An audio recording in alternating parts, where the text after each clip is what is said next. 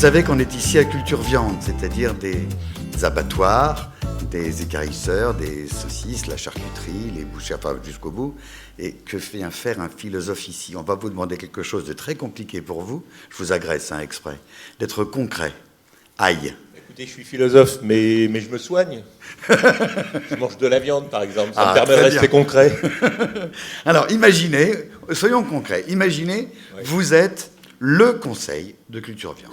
Oui. Et vous êtes très écouté. Vous avez évidemment un énorme budget, plénipotentiaire, et pas de problème de financement. Qu'est-ce que vous conseillez à la filière? Bien, je conseille d'abord de mettre un peu d'ordre dans tout ce vocabulaire qui tourne autour des véganes, de la protection animale. Bon.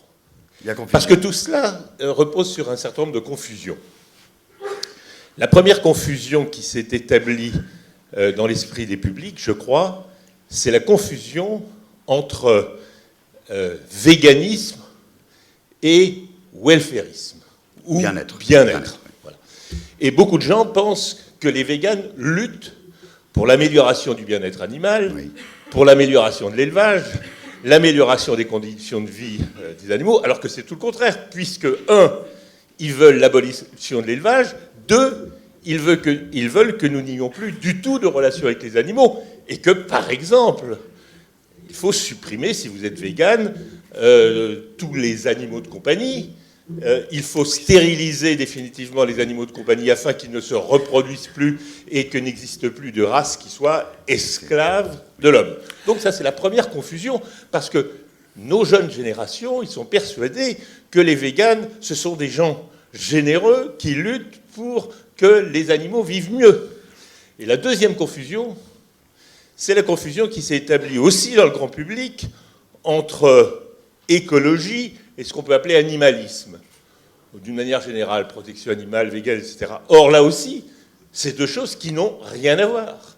L'écologie lutte pour l'équilibre des écosystèmes, la biodiversité, s'occupe des grandes masses. C'est une vision, comme on dit, holistique, alors que les animalistes, disons, s'intéressent uniquement au sort des individus animaux et de leur éventuelle souffrance, stress, douleur, etc. Donc là encore, il y a une contradiction. Si vous êtes pour l'écologie, vous êtes pour l'équilibre des écosystèmes, et alors vous êtes, par exemple, pour l'éradication des espèces nuisibles. Mais si vous êtes un animaliste, il n'y a pas d'espèces nuisibles. Toutes les espèces sont gentilles, puisque ce sont des animaux qui peuvent, susceptibles d'être sensibles. Déjà, ça mettrait un peu d'ordre. Pourquoi ? Parce qu'on vit dans un monde où la notion de nature est associée aujourd'hui. Pendant des millénaires, la nature, c'était ce contre quoi il fallait lutter. Le paratonnerre, les maladies, les épidémies, etc. Aujourd'hui, la nature, elle est belle et bonne. C'est le royaume des fées. Vous comprenez ? Alors, dans ce royaume des fées, tout ce qui est naturel est supposé bon. Donc, l'écologie, c'est bon. Donc, les animaux sont bons. Bon, il faut quand même choisir à un moment donné entre le loup et l'agneau, n'est-ce pas ? Oui. Et parce que eux, ils n'ont pas la possibilité de choisir. Il faut bien que tout le monde vive. Par conséquent, il y a un dégradé, il y a une continuité qui s'est établie dans l'esprit du public qui va de la bonne nature jusqu'au vegan, alors que nous sommes dans des problématiques totalement contradictoires. Je vous interromps pour une page de pub. Allez-y. Un excellent bouquin. Vous l'avez, je crois, dans la sacoche. 3 utopies contemporaines. Vous l'avez écrit l'an dernier, il vient de sortir, il est très récent. 3 utopies contemporaines. Il y a le transhumanisme, l'animalisme et le cosmopolitique. Je pense que si vous êtes très pressé, commencez tout de suite par le chapitre 2, au-delà de l'humanisme, l'utopie animaliste. Parce que c'est vrai que tout le monde devrait le lire. Revenons un petit peu au vegan et ce que ça sous-tend derrière. On apprend plein de choses en vous lisant, même des trucs très concrets sur, vous le disiez, vous en parliez, l'euthanasie. Les véganes, les vrais, ils voudraient qu'on arrête avec une génération perdue de tous les animaux domestiques. S'ils prennent le pouvoir, on tue mon chien, mon chat, votre animal domestique, oui, et les animaux de rente. Écoutez, ce ne sont pas des gens généreux. L'animalitaire n'est pas une extension de l'humanitaire, déjà, contrairement à ce que pense le grand public. pour plusieurs raisons. La première raison, c'est que c'est très rare que les grands moments de solidarité humanitaire correspondent à des moments de solidarité ou d'expansion animalitaire et vice-versa. Il est bien connu que les grandes lois de protection animalitaire, ça ont été sous le régime nazi. Bon, tout ça a été souvent étudié. J'aime à rappeler une célèbre phrase de Göring en 1935, en septembre de 1935, qui disait « Je vais envoyer dans le camp de concentration tous ceux qui continuent de traiter les animaux comme des êtres inanimés. » Bon, donc le respect.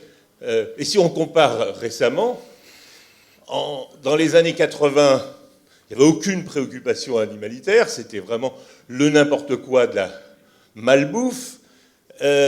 C'était l'âge d'or de la corrida, et par ailleurs, c'était l'accueil des beaux de pipeau, l'intervention humanitaire, le droit d'ingérence, etc. Aujourd'hui, nous vivons exactement l'inverse. Les associations de protection des sans-abri ou toutes les associations d'accueil des réfugiés vous disent le boulot est le plus difficile que jamais. En revanche, il n'est question que des animaux, du bien-être animal, etc. Donc j'ai tendance à me méfier. Alors même que, c'est vrai, pour les jeunes générations, c'est une espèce d'extension de nos préoccupations morales vers les animaux. J'ai plutôt l'impression, personnellement, que c'est une restriction de ce qui fait la spécificité de l'humanité. On a oublié qui on était. On a oublié qui on était pour plusieurs raisons. L'humanité est devenue un concept fuyant, un concept faible. Quand vous adressez à des jeunes dans les collèges, dans les lycées, la différence homme-animal, il n'y en a pas, on est tous des animaux, etc. Ça a beaucoup de sources. J'en ai étudié un certain nombre dans un livre que j'ai écrit il y a une dizaine d'années. Bon, écroulement des religions monothéistes qui sont fondées sur l'opposition de l'homme qui seul reconnaît l'existence d'un Dieu qui peut être sauvé et des animaux. Bon. Deuxièmement, il y a eu un grand changement de paradigme dans les sciences depuis le tournant du XXIe siècle où les sciences biologiques sont devenues les sciences dominantes, avec les peurs et les espoirs qui correspondaient. Au XXe siècle, c'était la physique, la bombe atomique, etc. Au XXIe siècle, c'est quoi? C'est la biologie, donc c'est le clonage, donc c'est la continuité homme-animal, c'est le triomphe des neurosciences, c'est le triomphe de l'étude du cerveau. Donc vous avez une continuité homme-animal qui est tout à fait légitime dans les sciences du vivant, mais qui se répand dans la vulgarisation comme, au fond, il n'y a pas de différence homme-animal. Et troisième grande cause, il y en a beaucoup d'autres, l'écroulement des horizons révolutionnaires. La chute du mur de Berlin? Pas seulement, dans l'idéologie pour les jeunes générations, quelle victime voulez-vous libérer? Prolétariat, on n'y croit plus, puis de toute façon, une grande partie de la classe ouvrière, désormais, n'a plus de conscience de classe, elle vote Le Pen, etc. Libérer les peuples colonisés, ils sont libérés. Quelles sont les victimes? Quelle est l'image absolue de la victime?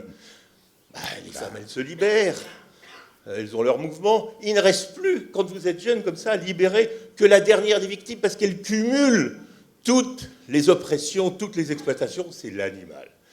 Et c'est une victime d'autant plus, si je peux dire, idéale pour le défenseur de toutes les victimes, c'est qu'elle ne peut pas parler. Oui. Donc vous êtes le porte-parole, vous êtes le porte-parole des sans-paroles. Et donc vous récoltez à la fois l'image du bien absolu, il n'y a rien de plus dangereux que les gens qui croient au bien absolu, on le sait suffisamment, et vous défendez en plus les victimes, les plus victimes de toutes les victimes, et vous êtes leur porte-parole. Vous n'avez pas à vous emmerder d'avoir un parti de masse, ou à convaincre la classe ouvrière qu'il faut qu'elle fasse la révolution. Les animaux ne se libéreront pas eux-mêmes, donc il faut qu'une avant-garde les libère. Et ce que j'avais moi-même prévu il y a une dizaine d'années, c'est-à-dire que les mouvements vont devenir terroristes, ils sont en train de devenir, on le voit, demain ce sera pourquoi pas les marchands de chaussures de cuir, et pourquoi pas les consommateurs, après tout, n'est-ce pas les premiers responsables, etc., etc. Donc, c'est à mon avis sur cet écroulement des valeurs humaines que se construit ce désastre de la confusion des esprits. Cette connaissance du vegan et du mouvement animaliste, avec derrière l'antispécisme, d'accord sur les raisons, la fin du monothéisme qui dit que la différence entre l'homme et l'animal, l'ADN qui dit que j'ai à peu près le même que celui du chimpanzé ou de la méduse et donc on se veut tous, et enfin ce combat facile, c'est bien, c'est indispensable, c'est nécessaire, mais maintenant allons plus loin, parce qu'on essaie d'être concret, monsieur le philosophe. Qu'est-ce qu'il faut, comment réagir, que dire? Une fois qu'on a compris tout ça, qu'on a compris les fondements, et qu'est-ce qu'il faut faire? Quelles sont les armes? L'éducation. Vous êtes un père, moi hélas déjà un grand-père, et je constate que chez les jeunes, dans les collèges, je vois mes collègues qui ont des élèves plus jeunes, ils me disent mais on n'arrive plus à faire entendre une espèce de morale simple distinguant les hommes, les animaux, les devoirs que nous avons. Alors je leur dis, nous devons faire passer, du point de vue éducatif, un message en 4 points, très simple. Premier principe moral, nous avons des devoirs absolus avec les personnes, car nous sommes des personnes. Et avec les personnes, nous avons des relations d'échange, de réciprocité. Et ces devoirs sont des devoirs absolus, quels que soient les devoirs que nous avons vis-à-vis des autres espèces vivantes. Oui. Premier principe. Devoir absolu vis-à-vis des personnes. Les animaux ne sont pas des personnes. Deuxième principe. La petite phrase à la fin est importante. Les personnes, ce sont celles avec qui nous avons des relations permanentes de réciprocité, d'échange. Vous allez en Chine, vous allez en Inde, vous allez n'importe où, vous rencontrez des personnes et vous pouvez parler avec eux, vous pouvez échanger, vous pouvez leur dire oui, vous pouvez leur dire non. Deuxième principe, vis-à-vis des animaux de compagnie qui nous donnent notre affection, à qui nous donnons la leur, qui font presque partie de notre famille, nous leur devons affection, protection. Et nous n'allons pas les stériliser pour faire sous prétexte qui dépendent de nous et qui sont des races esclaves. Par conséquent, il est immoral d'abandonner son chien sur une aire d'autoroute au mois d'août. Nous avons trahi le contrat affectif que nous avions tous les deux. Vis-à-vis des animaux de rente, comme on dit, qui depuis le néolithique nous donnent leur lait, leur cuir, leur viande, leur chair, etc. C'est du donnant-donnant de la même façon. Ils nous donnent tout ça et nous leur devons en échange protection, abri, protection contre les maladies, contre la souffrance, contre la douleur. Nous leur devons aussi capacité d'exprimer autrement dit, les 5 libertés du bien-être animal. C'est du donnant-donnant. Et d'ailleurs, il est évident que si la plupart des espèces dites de rente étaient libérées, comme on dit, qu'elles allaient marronner dans la nature, elles ne survivraient pas un seul instant, parce qu'elles seraient confrontées, évidemment, à la dure loi de la nature, qui n'est pas un royaume de fait. Et enfin, vis-à-vis des animaux sauvages, nous avons aussi des devoirs, mais ce ne sont pas des devoirs individualisés. Nous avons des devoirs vis-à-vis des grandes masses écologiques, nous avons des devoirs, je le répète, de protection de la biodiversité, d'empêcher l'extinction de certaines espèces, et, par exemple, de lutter contre les espèces nuisibles. 4 principes vis-à-vis de 4 faunes, si je puis dire, et nous sommes la première. Les gens, enfin les humains, exactement, les animaux de compagnie, les animaux de rente et les animaux sauvages. Et la confusion que nous devons traiter tout le monde, comme le veut l'antispécisme, parce que moi je suis humaniste, donc je suis spéciste. Bah oui. Et par définition, je vous en prie, le micro plus proche. Je donne une priorité dans le traitement moral à, non pas à mes semblables, mais à toutes les personnes, quelles qu'elles soient. C'est du spécisme, c'est donc de l'humanisme. Eh bien, comme le dit un de mes amis, Jean-Pierre Digard, l'animalisme est un anti-humanisme. L'animalisme est un anti-humanisme. Exactement. Il va falloir que je retravaille dans l'autre sens. Ce que vous dites pour conclure, parce que, hélas, le temps passe trop vite, mais vous déjeunez avec nous ? Je déjeune avec vous. Vous dites, en fait, c'est le bon sens. Il n'y a qu'à redire le bon sens, c'est cela ? Il n'y a qu'à redire le bon sens, et c'est le début de la philosophie.